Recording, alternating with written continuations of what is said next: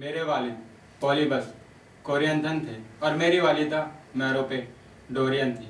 मेरी परवरिश बहुत अच्छे ढंग से हुई, लेकिन एक दिन एक अजीब सी वारदात हुई, या शायद मैंने उस वाक्य को कुछ ज़्यादा ही अहमियत दे दी। वो वाक्य ये था कि एक रोज़ मैं अपने चंद दोस्तों के साथ सगले मैनोशी में मसरूफ़ था। तभी शराब के नशे में धुत मेरे दोस्त ने कहा कि मैं पॉलीबस का बेटा नहीं। ये बात सुनकर मेरे दिल को बहुत सदमा पहुंचा, लेकिन मैं बर्दाश्त कर गया। अगले रोज मैं अपने वालिदैन के पास गया और उनसे हकीकत दरियाफ्त की। ये बात सुनकर वो बहुत बहरम हुए और कहा कि किसकी मजाल जो ऐसी बेबुनियादी बातें कह रहा है। ये सुनकर मेरे दिल को कदरे सुकून नसीब हुआ, लेकिन एक खलिश सी दिल में कहीं बाकी रह गई और वो जंगल की आग की तरह फैल गई। मैं अपने वालिदैन को बिना बताए पायथो गया, लेकिन बहुत ही नाउमीदी से वापस आया। मुझे वहां पर अपने सवालों के जवाबों के बजाय एक खौफनाक तकलीफ देह किस्सा सुनने को मिला कि कैसे मैं अपने ही वालिदा से शादी करूंगा, अपने वालिद को मौत के घाट उतारूंगा। ये बात सुनकर मैंने पक्का फैसला कर लिया कि मैं ये वारदात नहीं होने दूंगा। इसलिए मैं कोरियन से फरार हो गया, लेकिन गर्दी से आफाक मुझे उस जगह ले आई जहां लायस की जिंदगी मौत के आगोश में सो गई।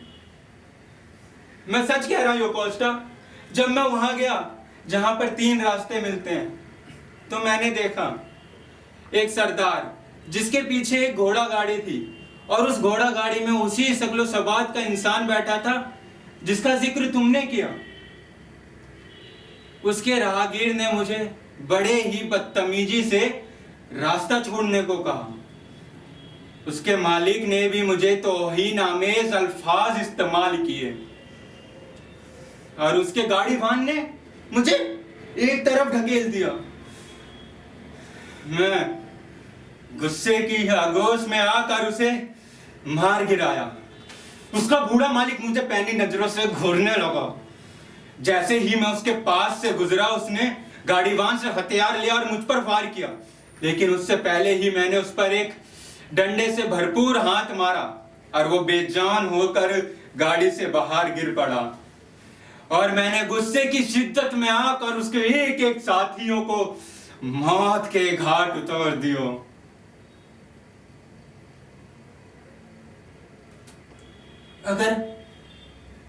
अगर उस मख्तूल अजनबी में रगों में बहने वाला खून लायस का था, तो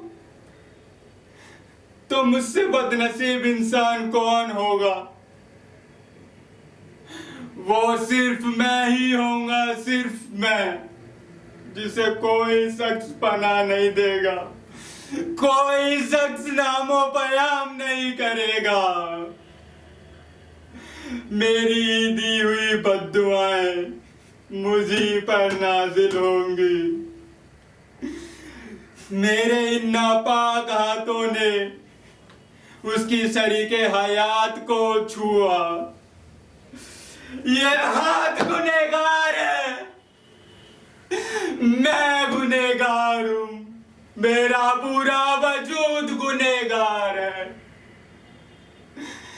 अरे मैं अपने घर से दूर, अपने वालिदैन से दूर, अपनी मुल्क की सरजमीन से दूर चला गया, ताकि अब जिंदगी अदा करने वाली अपनी ही वालिदा के को बीवी ना बना सकूं, अपने ही वालिद पॉलीबस के खून से अपने हाथ ना रंग सकूं। ओह, कौन है वो जालिम देवता जिसने मेरी ऐसी तकदीर लिखी? ऐ आसमानी ताकतों, मेरी जिंदगी में ये दिन आने से पहले मुझे सफाए हस्ती से मिटा क्यों नहीं दिया।